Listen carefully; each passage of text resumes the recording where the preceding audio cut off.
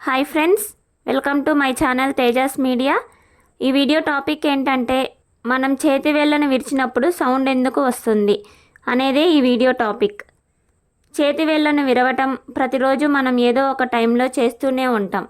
ఎక్సర్సైజ్లో భాగంగా కానీ, టైం పాస్కి కానీ, ఫిజికల్ రిలీఫ్కి కానీ మనం వేళ్ళను విరుస్తూ ఉంటాం. కంప్యూటర్స్ ముందు వర్క్ చేసేవారైతే వారి వర్క్ మొత్తం చేతి వేళ్ళ మీద ఆధారపడి ఉంటుంది కాబట్టి వారు రిలాక్స్ కోసం తరచూ వేళ్ళు విరుస్తూ ఉంటారు. అలా చేతి వేళ్ళు విరిచినప్పుడు సౌండ్ రావటం మనం గమనించే ఉంటాం. కానీ రెండవసారి విరిచినప్పుడు ఎలాంటి సౌండ్ రాదు. అయితే మొదటిసారి ఎందుకు శబ్దం వస్తుందో ఎవరికీ పెద్దగా తెలియదు.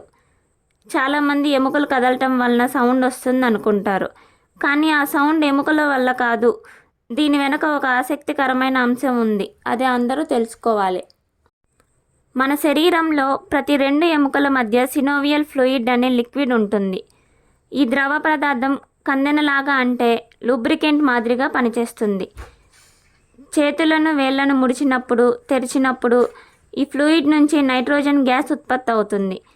ఈ నత్రజని వాయువు బుడగలను వెలువరుస్తుంది. వేళ్లను ముడిచినప్పుడు ఒత్తిడికి ఆ బుడగలు పగలటం వలన టపటపమని సౌండ్ వస్తుంది.